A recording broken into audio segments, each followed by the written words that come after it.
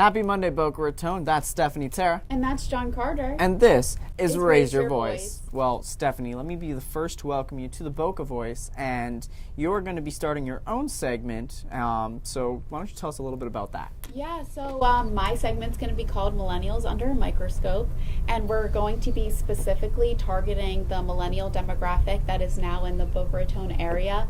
And this is actually really not that surprising considering the fact that we have amazing institutions in Boca Raton, including Lynn University and FAU and a couple of others. And we also have some amazing new developments in terms of what's going on professionally for a lot of young people in Boca Raton and the new opportunities that are here. So I'm specifically going to be talking about this demographic and just some of the cool, innovative things that are going on for them, and just some awesome things about Boca Raton and how it offers amazing things for millennials. That's awesome, and I look forward to seeing your segment. And so one of the things that's been coming up a lot lately is the 20th Street Corridor and university housing, student housing, affordable student housing to be exact. But one of the things that hasn't been mentioned in that is Greek housing. And so let's talk a little bit about that. Yeah, so Greek housing has always been kind of like a cost-benefit analysis for the city to really look at. While students really, really want this opportunity, if they are involved in Greek life, to live with their sisters or brothers affiliated with their Greek organization, a lot of residents are very much against it, and even sometimes like the campus community is against having Greek housing. And it's for a multitude of rationales and reasons of why different people feel differently about this issue. But we could definitely talk about like the pros and cons to both sides. Absolutely. So I'll start off with a pro. Greek housing is in one of, or at least the 11 major universities have some form of Greek life, and Boca Raton has Greek life, but not a fraternity row or a Greek row, and that makes it hard for our university to compete when trying to recruit the best and brightest if they are into Greek life. Oh, exactly. Like, for instance, for me, I had some friends that specifically picked a university just because of the reputation of having amazing Greek life or sorority life and things of that nature. And I feel like FAU and other institutions within the Boca Raton community are really putting themselves at a disadvantage by not having housing specifically oriented towards Greek living, because a lot of people are looking for that. That's a huge thing. A lot of people say one of the most vibrant aspects of their college experience, if they are in Greek life, is the sorority and fraternity life. And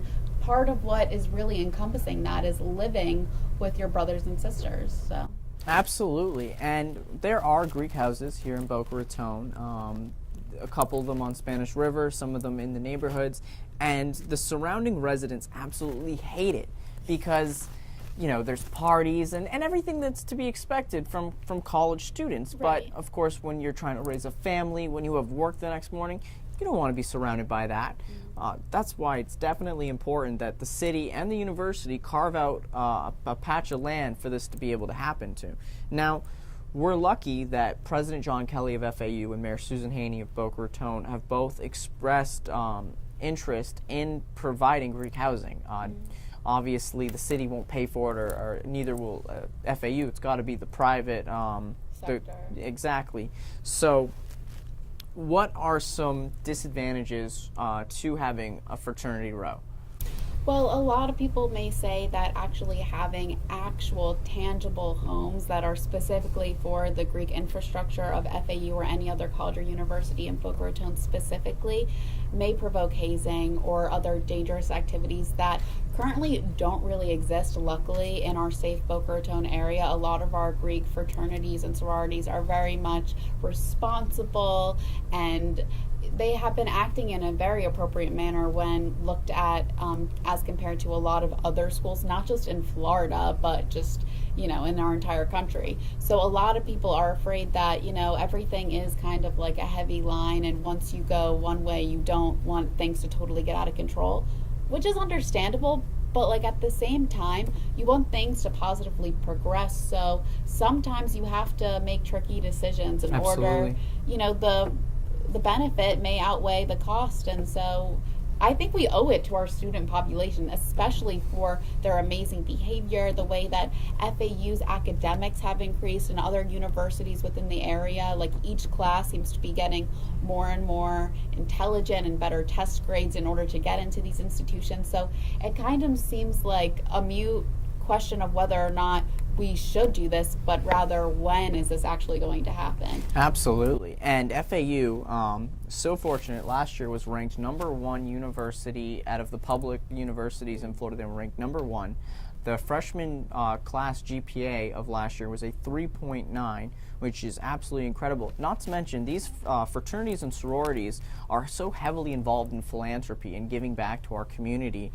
So they have definitely proved themselves to be model citizens. And I believe that Greek life does need a place to be. And, you know, as much as they do have houses or different chapter meetings in FAU rooms, I mean, every other school has it. They have houses. It's part of tradition. And one of the things that Florida Atlantic University has really been trying to do is complete the college experience. Mm-hmm. You know, FAU has come a long way from being an Air Force base to now #1 university in Florida. That's pretty incredible. So a total 180, honestly. Absolutely. And under the leadership of President Kelly and all the incredible student body presidents they've had and just leaders throughout that school. And now that CFO Atwater, Jeff Atwater, is coming to be the Vice President of Strategic Initiative and the CFO of Florida Atlantic University, we can only expect so much more. Now, does Lynn have Greek life? Lynn does have Greek life, although because Lynn is a private institution and at a much smaller scale in terms of how many students satisfy the academic institution, Greek life is much smaller. So I don't see like Greek housing becoming something that's tangible anytime soon. However, getting back to your previous point in terms of why Greek housing is so essential for these students attending both, you know, FAU or other institutions just nationwide, not even specific to Boca, is because a lot of college students, as you know, don't really have a purpose or don't really know what they want to do while going through their academic courses. They don't know if they want to be a doctor or a lawyer, or if they even want to be in the professional workforce. Maybe they want to be an artist or something more creative. But Greek life and just being involved in a fraternity and sorority really gives people that purpose.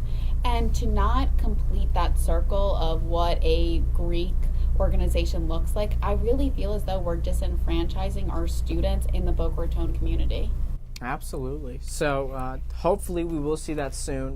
The City of Boca Raton's Community Redevelopment Agency, this past CRA meeting, approved a economic impact study on this 20th Street corridor and the University District. So a lot of different things are going to be taken into consideration, but hopefully we'll be starting to see some tangible plans about affordable housing in Boca Raton for students, a sense of community, and Greek life. So definitely looking forward to seeing that in the near future. Well, we want you to raise your voice. If you were involved in Greek life, what's your fraternity or sorority? And do you think that there should be a fraternity and sorority row in Boca Raton? If so, where? And if not, why? Until next time, that was Stephanie Terra. And that was John Carter. This is us. Signing off.